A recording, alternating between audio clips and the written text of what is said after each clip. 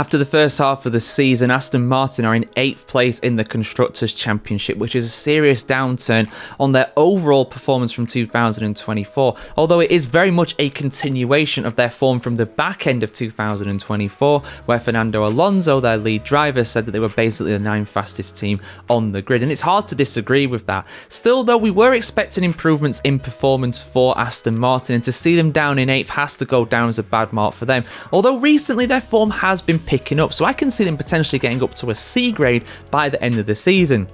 For my money, though, they would have to get up to at least 6th place in the Constructors' Championship to do that, and 8th right now does mean that overall they are disappointing.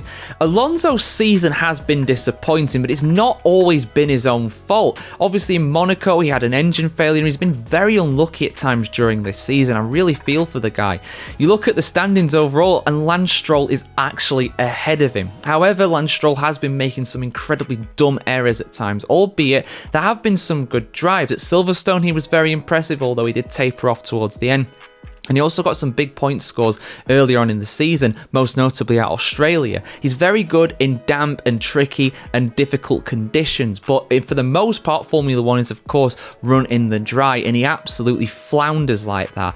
I'm still not convinced the guy is 100% yet with his wrist, but, you know, they say he is, and he's also competed every race since Canada, since he missed that one, obviously, in Spain. So, you know, you got to take the word for it, but overall, it's very hard for me to give Lance Stroll a good mark. I can't look away from his rookie errors from a man who is in his 8th, 9th season of Formula 1 racing. He's the most experienced Canadian driver in F1 history. I expect better from him. Alonso has been desperately unlucky at times.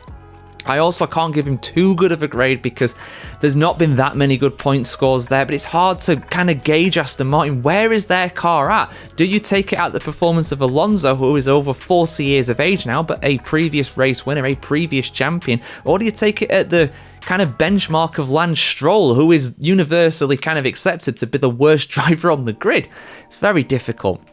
Overall, Aston Martin have disappointed me. Down in 7th place, it's not a surprise.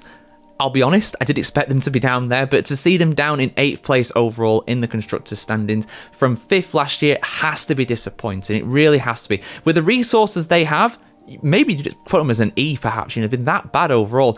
Alonso, I'm going middle of the road. I'm passing him. I can't give him a D grade because he's been unlucky at times, but he's not been his usual spectacular self either. So I don't know. We'll have to see. We'll have to see how he gets on in the second half of the season. Same with Stroll.